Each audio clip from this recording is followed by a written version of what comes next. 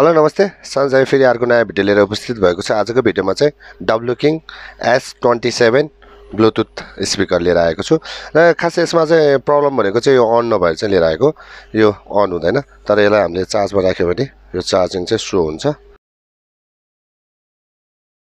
चार्जिङको light बलिरहेको छ तर यो अन चाहिँ हुँदैन। के प्रब्लम रहेछ यो चाहिँ आज हामी हेर्न जाँदैछौँ। सबभन्दा पहिला चाहिँ मैले यो W king S27 Bluetooth speaker चाहिँ कसरी चाहिँ डिसेबल गर्ने भनेर चाहिँ मैले यो भिडियो लिएर आएको र सेकेन्डमा चाहिँ यो प्रब्लम के छ यसको प्रब्लमको भिडियो चाहिँ लिएर आउने छु। आजको भिडियोमा चाहिँ यो डब्लु किङ S27 ब्लुटुथ स्पिकरलाई चाहिँ डिसेबल गर्न जाँदैछौँ भन्दै मेरो भिडियो कस्तो लाग्छ प्लिज लाइक कमेन्ट र सेयर गरिदिनु होला। साथै नयाँ भ्युअर्सहरू मेरो च्यानल भिजिट गर्दै हुनुहुन्छ भने मेरो च्यानल चाहिँ सब्सक्राइब पनि गरिदिनु होला। साथै बेल आइकन पनि प्रेस गरिदिनु होला। कस्तो भिडियोहरू चाहिन्छ प्लिज कमेन्ट गरिदिनु होला। फर्स्ट हामी डिसेबल गर्दैछौँ। सेकेन्डमा चाहिँ यो जुन अन हुँदैन यो चाहिँ सेकेन्ड भिडियोमा चाहिँ म लिएर आउनेछु। फर्स्ट भिडियोमा चाहिँ यसलाई चाहिँ कसरी डिसेबल गर्ने भने चाहिँ मैले यो भिडियो लिएर आएको। डिसेबल भिडियो हेर्नुभन्दा अगाडि चाहिँ मेरो च्यानलको सानो इन्ट्रो पछि चाहिँ यसलाई सुरुवात गरौँ है त।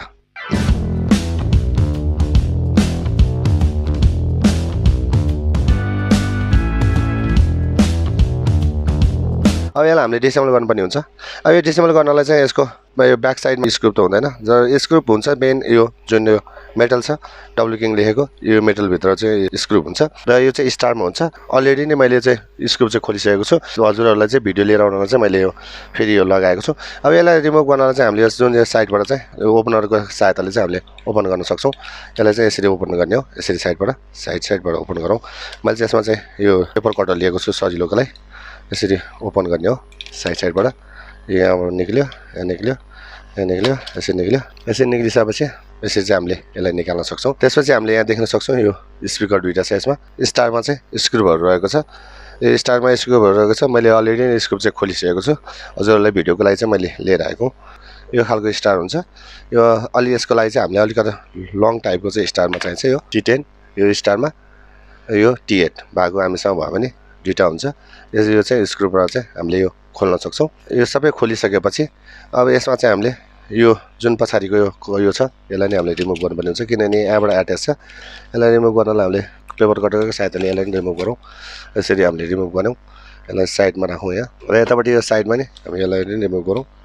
यो टाँसिएको हुन्छ यसमा, यो रिमुभ गरौँ। अब यताबाट हाम्रो यो उकेको छैन नि यसलाई यसरी कटिङ गरौँ। अब हाम्रो यो माथिको यसलाई नै हामीले उकाउनु पर्ने हुन्छ। यसलाई नै उकाउनलाई मैले यो कटरको सहायताले यो उकाउँ यसरी। यो चाहिँ यसरी राखेको हुन्छ। अलिक केयरफुल भएर चाहिँ रिमुभ गरौँ। यसमा यो जुन माइकको वायर छ यो छुट्न सक्छ। यो सानो ठाउँ भएर चाहिँ हजुरहरूलाई चाहिँ भिडियो अलिकति ठुलो जस्तो देखेको छ, किन सानो ठाउँ भएको कारणले चाहिँ यसरी हामीले यसलाई रिमुभ गरौँ। यसरी रिमुभ गर्न सक्छौँ। यसरी इजी तरिकाले चाहिँ हामीले रिमुभ गर्न सक्छौँ होला। यहाँ साइडबाट नै यहाँबाट नै साइडबाट हामीले यसरी हामीले रिमुभ गर्न सक्छौँ। यसरी यसमा रहेको छ यो दुईवटा स्पिकरको वायर भइहाल्यो, यो बोर्ड भइहाल्यो। यो ब्याट्री चाहिँ यो मुनि रहेको हुनसक्छ। यसलाई नै हामी खोलौँ।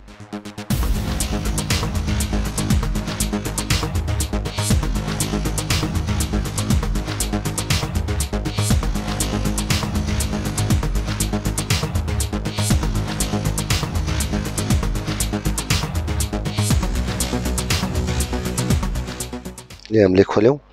खोलिसकेपछि यसलाई हामीले बाहिर निकालौँ। बाहिर निकाल्नलाई यो अलिकति केयरफुल भएर चाहिँ रिमुभ गर्नुपर्छ। यो अलिकति केयरफुल भएर चाहिँ रिमुभ गर्नुपर्छ। यसरी यो दुईवटा स्पिकरको वायर चाहिँ यहाँ छ। यसमा यो बोर्डमा चाहिँ छ दुईवटा स्पिकरको वायर।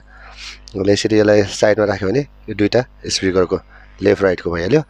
यो चाहिँ एउटा बोर्डको भइहाल्यो। मेन बोर्ड भनेको यही एउटा हो, यो मेन बोर्ड। यो चाहिँ माथिको अन अफ, यो ब्याक पाउच यिनीहरू यो यहाँबाट हामीले छुट्यायौँ। अब यसमा रहेको छ यो जुन डब्लु किङमा ब्याट्री चाहिँ यस्तो टाइपमा हुन्छ। यो ब्याट्री चाहिँ यहाँबाट चाहिँ यो नहल्लोस् भनेर चाहिँ यो चाहिँ सेफ्टीको लागि चाहिँ यसरी राखेको छ। यो ब्याट्रीको प्रब्लमले गर्दा यस्तो हुनसक्छ। यसमा चाहिँ 2 ब्याट्री राखेको छ। अन हुने प्रब्लम हो यो ब्याट्रीले गर्दाखेरि चाहिँ यस्तो प्रब्लम आएको। यो जुन डब्लु किङ S27 ब्लुटुथ स्पिकरको चाहिँ डिसेबल गर्न जाँदैछौँ।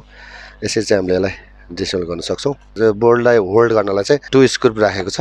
त्यसपछि यसमा यो बोर्डमा यहाँ एट्याच गर्नलाई 2 स्क्रुप राखेको हुन्छ। 2 स्क्रुप खोलिसकेपछि हामीले यसलाई यहाँबाट बिस्तारै रिमुभ गर्न सक्छौँ। यसमा बोर्ड रहेको छ यति नै। डब्लुकिङ S27 ब्लुटुथ स्पिकर चाहिँ हामीले यसरी डिसेबल गर्न सक्छौँ। यो अन भएको छैन, के प्रब्लम रहेछ, ब्याट्रीको इस्यु हो कि के को प्रब्लम हो, म नेक्स्ट भिडियोमा लिएर आउँछु। आज चाहिँ मैले यसलाई डिसेबल मात्रै भिडियो कसरी गर्ने भनेर चाहिँ लिएर आएको। हामीले यसरी चाहिँ यसलाई डिसेबल गर्न सक्छौँ भन्दै मेरो भिडियो कस्तो लाग्छ प्लिज लाइक कमेन्ट र सेयर गरिदिनु होला। साथै नयाँ भ्युअर्सहरू मेरो च्यानल भिजिट गर्दै हुन्छ मेरो च्यानल चाहिँ सब्स्क्राइब पनि गरिदिनु होला। साथै बेल आइकन प्रेस गरिदिनु होला। कस्तो भिडियो हजुरलाई चाहिन्छ प्लिज कमेन्ट पनि गरिदिनु होला। डब्लुकिङ S27 ब्लुटुथ स्पिकरलाई चाहिँ कसरी चाहिँ डिसेबल गर्ने भनेर चाहिँ मैले भिडियो लिएर आएको थिएँ। आजको यो भिडियोमा चाहिँ हामीले यसलाई डिसेबल पनि गऱ्यौँ भन्दै अर्को भिडियोमा चाँडै भेट्ने बाचा गर्दै यो भिडियोबाट चाहिँ म बिदा लिन चाहन्छु।